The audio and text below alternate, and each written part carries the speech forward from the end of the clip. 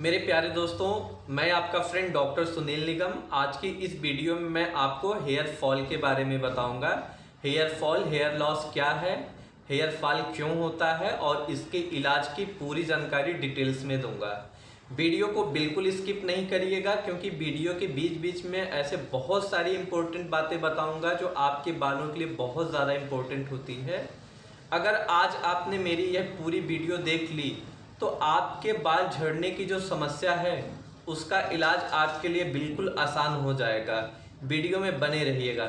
सबसे पहले ये जान लेते हैं हेयर फॉल, हेयर लॉस होता क्या है। अगर आपके बाल झड़ रहे हैं, जितने बाल झड़ते हैं उतने बाल नए भी आते हैं, तो इसको हेयर फॉल, हेयर लॉस की कैटेगरी में नहीं लिया जाता है।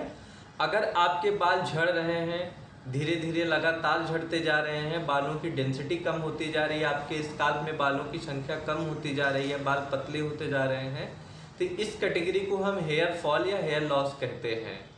अगर आपका 15 से 20 बाल झड़ता है तो उसको नेचुरल कहा जाता है, इसको हेयर फॉल की कैटेगरी में नहीं लिया जाता है। मैं आपको बाल झड़ने के कारण उसके इलाज के बारे में बताऊंगा।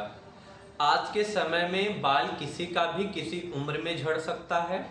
बिना समय पर बाल झड़ना, बालों का सफ़ेद देना आपके लाइफ को बहुत ज़्यादा प्रॉब्लम देता है। बाल झड़ने के बहुत सारे कारण हैं, लेकिन उनमें से जो मुख्य कारण है आप उसको जान लीजिए। आज के समय में लोगों का खान पान अच्छा नहीं है। लोग बाहर का खाना ज़्यादा पसंद करते हैं, जिनसे उनको पर्याप्त मात्रा में पोषण नहीं मिल पाता है, पौष्टिक आहार नहीं मिल पाता है, जिससे उनके शरीर में विटामिन्स और मिनरल्स की कमी होने लगती है, जिसके वजह से बाल झड़ने लगते हैं। आपके शरीर में जिंक, सेलेनियम, मैग्नीशियम, आयरन, साथ में vitamin B12, biotin, vitamin D, vitamin C, इन सब न्यूट्रिएंट के कमी के वजह से बाल झड़ने लगते हैं। आयरन डिफिशियंसी एनीमिया, जब आपके शरीर में खून की कमी होती है आयरन की वजह से, ऐसे सिचुएशन में भी बाल झड़ने लगते हैं। अगर आपके शरीर में ऐसी प्रॉब्लम है तो आपको आयरन की गोली, कैल्शियम की गोली लगातार लंबे समय तक लेना चाहिए, ताकि इनकी कमी पूरा हो जाए, आपके बाल झड़ना बंद हो जाए। बाल झड़ने की जो दूसरी प्रॉब्लम है, बालों की हाइजीनिक है। अगर आपके बालों में डस्ट है, डेंड्रफ है, तो आपके बाल झड़ेंगे। इसके लिए आपको डेंड्रफ का ट्रीटमेंट लेना चाहिए, एंटी डेंड्रफ शैम्पू का इस्तेमाल करना चाहिए, बालों की स्काल्प को क्लीन रखना चाहिए। Chicken pox, viral fever, typhoid, tuberculosis, जब आपके शरीर में किसी वायरस, बैक्टीरिया का इन्फेक्शन हो जाता है, आपके शरीर में कमजोरी आ जाती है, तो उससे भी आपके बाल झड़ने लगते हैं। इसलिए इन सब बीमारियों का प्रॉपर ट्रीटमेंट आपको लेना चाहिए। चौथे नंबर पर पुअर डाइट सप्लीमेंट। आज के टाइम में लोग घर का खाना कम पसंद करते हैं। बाहर का खाना, जंक फूड, चाइनीज़ वगैरह, ये सब खाने से आपके शरीर में पर्याप्त मात्रा में ताकत, विटामिन, पोषण नहीं मिलता है, जिसके वजह से आपके शरीर में ज़्यादा कमजोरी होने लगती है। इसलिए आप अपने डाइट को मेंटेन रखें, इससे आपके बाल नहीं झड़ेंगे। दोस्तों, जब आपके बाल झड़ने लगते हैं, आपके बॉडी में मानसिक तनाव, मेंटली स्ट्रेस बहुत ज़्यादा होने लगता है। उसी मेंटली स्ट्रेस को कम करने के लिए हमारे बॉडी में स्टेरॉयड हार्मोन्स रिलीज होते हैं, मेंटली स्ट्रेस से लड़ने के लिए। जब बॉडी में स्टेरॉयड हार्मोन्स ज़्यादा रिलीज होता है, तब भी हमारे बाल झड़ने लगते हैं। इसके लिए हमें योगा, एक्सरसाइज करना चाहिए, अपनी नींद पूरी करना चाहिए, जिससे हमारा मानसिक तनाव दूर रहेगा और बाल नहीं झड़ेंगे। बाल की जड़ों में एक रोग होता है जिसे एलोप्सिया अरिएटा कहते हैं। यह रोग हमारे बाल की जड़ों को टारगेट करता है। यह एक तरह का ऑटो इम्यून डिसऑर्डर है। इस रोग में जो हमारे बाल होते हैं, गोल कॉइन सिक्कों की साइज में झड़ते हैं। यह रोग कभी कभार अपने आप ठीक हो जाता है। जब यह रोग नहीं ठीक होता है तो ऐसी स्थिति में अफेक्टेड एरिया में जहां आपके बाल झड़े होते हैं, वहां पर मिनॉक्सिडिल का लोशन लगाया जाता है। साथ में रेटिनोइक एसिड क्रीम लगाई जाती है, जो आपके मिनॉक्सिडिल के पेनिट्रेशन को बढ़ाती है, जिससे नए ग्रोथ होते हैं। कभी कभार मिनॉक्सिडिल से आराम नहीं मिलता है, तो ऐसे सिचुएशन में स्टेरॉयड के इंजेक्शन भी अफेक्टेड एरिया पे दिए जाते हैं। प्रेगनेंसी के समय हार्मोन्स में चेंज होने के कारण महिलाओं के बाल झड़ सकते हैं। ऐसी स्थिति में उनको पौष्टिक आहार लेना चाहिए, नियम संयम से रहना चाहिए। हार्मोन्स जब बैलेंस हो जाते हैं बालों का झड़ना बंद हो जाता है। तो माताएं बच्चों को दूध पिलाती हैं, फीडिंग देती हैं, उनके अंदर कैल्शियम और आयरन के कमी की वजह से बाल झड़ सकते हैं। अगर आप अपने बेबी को फीडिंग देती हैं तो आप आयरन और कैल्शियम का लगातार इस्तेमाल करें, खाने पर ध्यान दें, पौष्टिक आहार का सेवन करें, आपके बाल नहीं झड़ेंगे। अगर आप अपने बालों में कॉस्मेटिक हेयर प्रोडक्ट का ज़्यादा इस्तेमाल करते हैं, अपने बालों को कलर करते हैं, अपने बालों को एक्सटेंशन करवाते हैं या फिर अपने बालों में जेल का इस्तेमाल करते हैं, केमिकल बॉन्डिंग से बचें। केमिकल वाले प्रोडक्ट का इस्तेमाल न करें, आपके बाल नहीं झड़ेंगे। बाल झड़ने का, हेयर लॉस का यह कारण जो मैं बताने जा रहा हूँ यह बहुत ही ज़्यादा इम्पोर्टेंट है।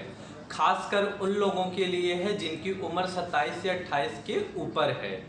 जब आपकी उम्र 27 या 28 के ऊपर होने लगती है तो आपके बाल धीरे धीरे करके झड़ने लगते हैं और कंटिन्यू झड़ते ही रहते हैं।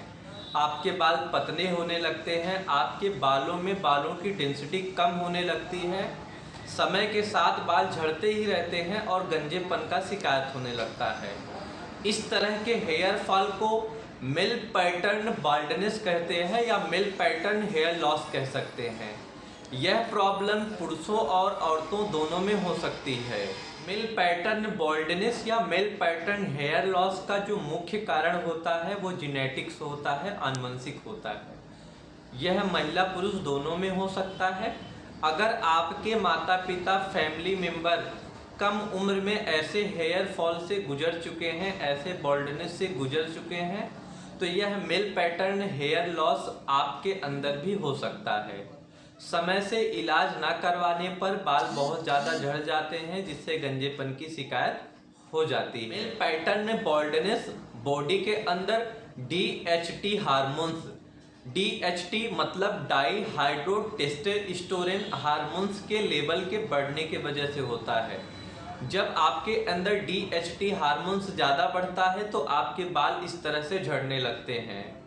महिलाओं में जब थायराइड हार्मोन्स की कमी हो जाती है तो उनके अंदर DHT हार्मोन्स का लेवल बहुत ज़्यादा बढ़ने लगता है, जिसके वजह से उनके सर के बाल पतले होने लगते हैं, सर के बाल झड़ने लगते हैं। इसके विपरीत उनके बियर्ड वाले और मूंछ वाले बाल बढ़ने लगते हैं। तो इस तरह हेयर फॉल को हम मिल पैटर्न बाल्डनेस कहते हैं, मतलब औरतों में पुरुषों वाले हार्मोन्स ज़्यादा हो जाते हैं। महिलाओं के अंदर थायराइड हार्मोन्स की कमी के वजह से DHT हार्मोन्स का लेवल बढ़ने लगता है। तब महिलाओं के शरीर के अंदर PCOD बीमारी हो जाती है जिसे पॉलीसिस्टिक ओवरियन डिजीज कहते हैं, जो बाल झड़ने के मुख्य कारण बन जाते हैं। पैटर्न बाल्डनेस में मिनॉक्सिडिल नाम की दवा सबसे ज़्यादा असर करती है। मिनॉक्सिडिल एक तरह की मेडिसिन है जो लिक्विड फॉर्म में, सॉल्यूशन और लोशन फॉर्म में आती है। पुरुषों के बियर्ड में लगाने के लिए यह दवा जेल फॉर्म में आती है। मिनॉक्सिडिल दवा WHO द्वारा, गवर्नमेंट द्वारा सर्टिफाइड है, जो डर्मेटोलॉजिस्ट या हेयर स्पेशलिस्ट द्वारा हेयर लॉस, हेयर फॉल में इस्तेमाल की जाती है। मिल पैटर्न बाल्डनेस के ट्रीटमेंट के लिए, बालों को नया लाने के लिए, रीग्रोथ के लिए मिनॉक्सिडिल लंबे समय तक लगाना पड़ता है। इसलिए मिनॉक्सिडिल का इस्तेमाल हमेशा एक हेयर एक्सपर्ट के सलाह से ही करें। जब मिनॉक्सिडिल आप अपने बाल की जड़ों में लगाते हैं तो मिनॉक्सिडिल एक वासोडायलेटर मेडिसिन की तरह काम करती है और आपके बाल के जड़ों में जो रुधिर वाहिकाएँ होती हैं उनमें ब्लड का सर्कुलेशन तेज़ी से होने लगता है, जिससे आपके बाल के जड़ों को उचित मात्रा में विटामिन्स, मिनरल्स, सप्लीमेंट, पोषण मिलते हैं। बाल झड़ना बंद हो जाते हैं, पतले बाल मोटे होने लगते हैं, आपके बालों में डेंसिटी अच्छे होने लगती है, आपको गंजेपन से राहत मिलने लगती है। मिनॉक्सिडिल के ट्रीटमेंट के साथ मिल पैटर्न बाल्डनेस में DHT हार्मोन्स के लेवल को कम करने के लिए, उसके प्रभाव को रोकने के लिए आपको फिनेस्ट्राइड नाम की दवा लेनी पड़ती है। यह दवा लिक्विड फॉर्म में मिनॉक्सिडिल के साथ में आती है, खाने के लिए गोली के रूप में आती है। इसका इस्तेमाल आपका डॉक्टर आपको खाने के लिए कर सकता है या लगाने के लिए मिनॉक्सिडिल के कॉम्बिनेशन के साथ कर सकता है। जब आप फिनेस्ट्राइड का इस्तेमाल मिनॉक्सिडिल के साथ करेंगे तो मिनॉक्सिडिल से आपके बालों को पोषण मिलेगा, फिनेस्ट्राइड से आपके हार्मोन्स बैलेंस होंगे, जिससे आपको मिल पैटर्न हेयर फॉल या मिल पैटर्न बाल्डनेस से छुटकारा मिलेगा। दोस्तों, कभी कभी मिनॉक्सिडिल का लंबा प्रयोग करने के बाद भी आपके स्काल्प में रीग्रोथ नहीं होती है, बालों की डेंसिटी नहीं मेंटेन होती है। ऐसे सिचुएशन में आपका डर्मेटोलॉजिस्ट आपके बालों के रीग्रोथ के लिए आपको पीआरपी, मेसोथेरेपी जैसे प्रोसीजर वाले ट्रीटमेंट के लिए बोल सकता है।